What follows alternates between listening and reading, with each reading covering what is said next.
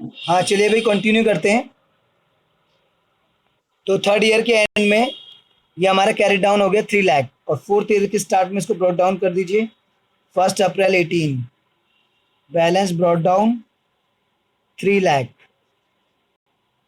और फिर fourth year and होगा 31 मार्च 19 बैलेंस कैरी डाउन 3 लाख। तो मशीनरी अकाउंट में बस ब्रॉट डाउन कैरी डाउन होता रहता है। जब मशीन सेल करते हैं सिर्फ तभी फर्क पड़ता है। जब मशीन सेल करते हैं तो उसका डेप्रिसिएशन, एक्यूमुलेटेड डेप्रिसिएशन, जो अब तक का इकट्ठा हो रखा है डेप्रिसिएशन, वो ऊपर ट्रांसफ़र कर देते हैं।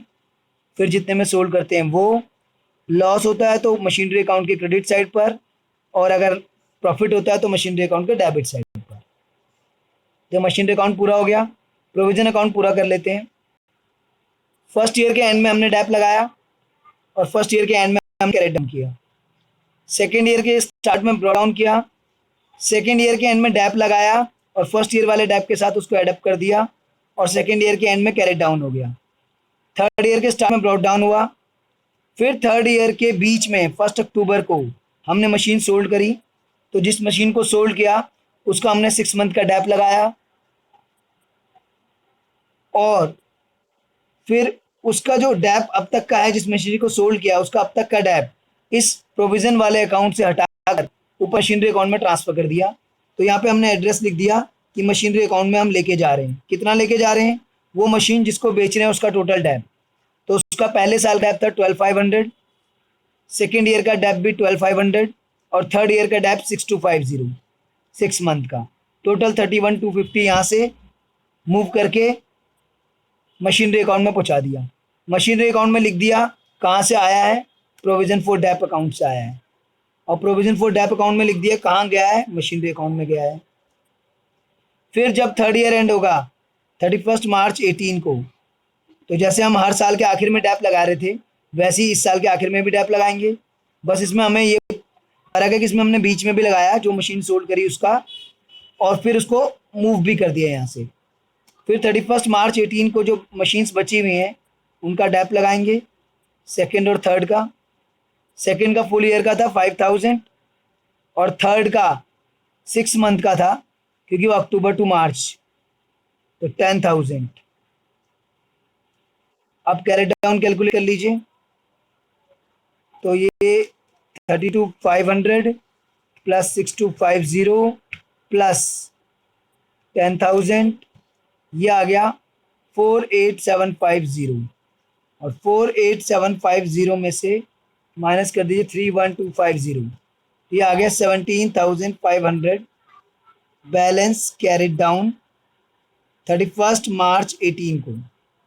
1 अप्रैल 18 को यानी कि next day balance brought down 17,500, और सेकेंड फोर्थ ईयर एंड में 31 मार्च 19 में, जैसे हर साल के एंड में लगाते हैं इस साल के एंड में भी लगाएंगे सेकेंड और थर्ड का।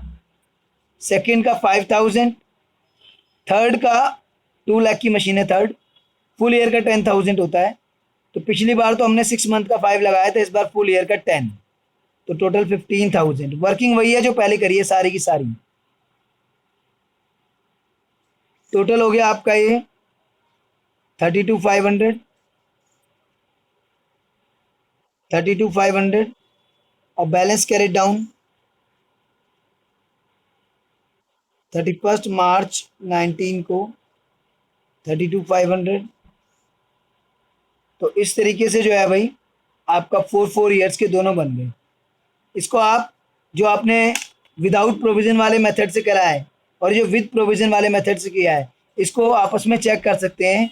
जो विद प्रोविज़न वाले मेथड में मशीनरी अकाउंट का जो कैरेट डाउन निकला है वो 3 लाख है, और प्रोविज़न का जो कैरेट डाउन निकला है वो 32,500 है। इन दोनों को माइनस कर लीजिए तो ये आ रहा है 267,500। तो ये वही वैल्यू आ रही है जो जब हमने विदाउट प्रोविज़न जो किया था, तो 267,500 आया था ना, 267,500। तो इसमें दो अलग अलग अकाउंट है तो उनका डिफरेंस करेंगे तो 267,500 ही आएगा। मशीनरी का कैरेट डाउन 3 लाख, इसका कैरेट डाउन 32,500, दोनों को लेस करके देख लीजिए 267,500 वही आ रहा है जो without provision for depreciation account का कैरेट डाउन है। इन दोनों के कैरेट डाउन को आपस में सेपरेट करेंगे तो फिर वही आ जाएगा। क्लियर है भाई? तो इस तरीके से प्रोविजन वाले मेथड से होता है भाई। तो प्रोविजन वाले मेथड में क्या करते हैं, बेसिकली मशीनरी फुल वैल्यू पे चलती रहती है, डेप्रिसिएशन अलग उसका, डेप्रिश अभी बताता हूँ।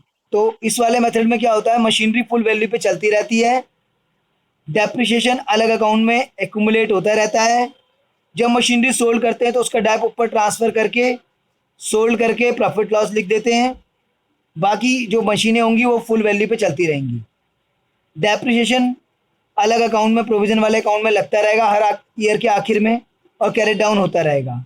जब कोई मशीन सोल्ड करेंगे तो उसका पूरा डेप यहाँ से मूव करके यहाँ ले जाएंगे बस। बाकी डेप्रिसिएशन अपना नॉर्मली ईयर एंड में लगता रहेगा, कैरेट डाउन होता रहेगा। जो मैंने वो लास्ट में जो माइनस वाला बताया था वो ये बताया था क्रॉस चेक करने के लिए। मशीनरी का कैरेट डाउन 3 लाख है और प्रोविजन का कैरेट डाउन है 32,500। जो हमने अकाउंट बनाया मशीनरी अकाउंट और प्रोविजन अकाउंट, तो मशीनरी अकाउंट का कैरेट डाउन 3 लाख है और प्रोविजन का कैरेट डाउन है 32,500। इन दोनों का डिफरेंस करोगे तो आपका आएगा 267,500। मशीनरी के कैरेट डाउन का और प्रोविजन के कैरेट डाउन का डिफरेंस 267,500 है। और ये वही डिफरेंस है जो अगर हम सिंगल अकाउंट बनाते हैं, machinery account provision account maintain नहीं करते, तो उसका अभी 267,500 था। देखो, तो ये मैंने बताया था दोनों मेथड से क्रॉस चेक करने के लिए। बोलो क्लियर है?